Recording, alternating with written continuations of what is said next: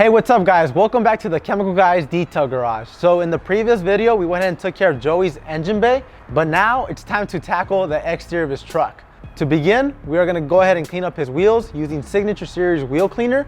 Signature Series Wheel Cleaner is a citrus-based product that is strong on brake dust and filth, but gentle on all wheel finishes.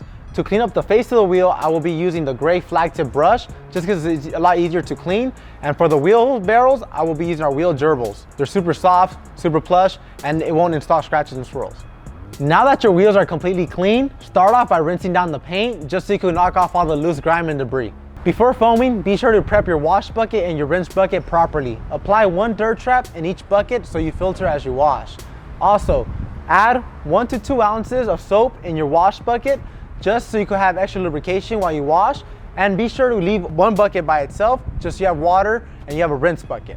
I'll be adding 1 to 2 ounces of soap as well in my big mouth foam cannon.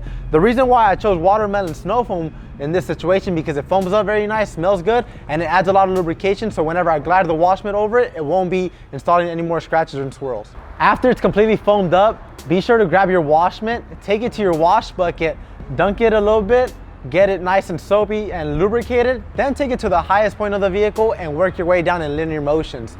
Constantly come back to your rinse bucket, dunk it in there, scrub it at the bottom of the dirt trap, and take it all out, rinse it outside of your bucket, then come back to your wash bucket and do the same exact thing. The reason why we stress it so much to constantly come back to your rinse bucket and rinse off your wash mitt is because your wash mitt traps all that grime that your vehicle has, and if you don't constantly rinse it out, it turns into sandpaper. So that's why we're gonna be using a 2-bucket method so we could remove the dirt as safely as possible and not install any more scratches and swirls into the paint.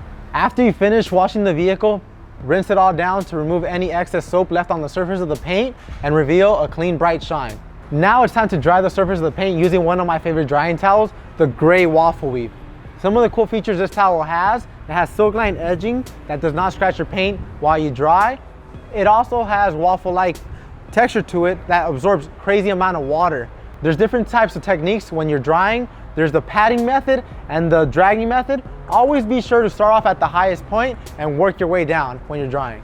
So that's it for this simple truck detail. If you guys like this video, give it a big thumbs up and don't forget to subscribe. Remember guys, we post up every Monday, Wednesday, and Friday. Be sure to turn on the post notifications so you know exactly when we post up, and we'll see you guys next time right here at the Chemical Guys Detail Garage.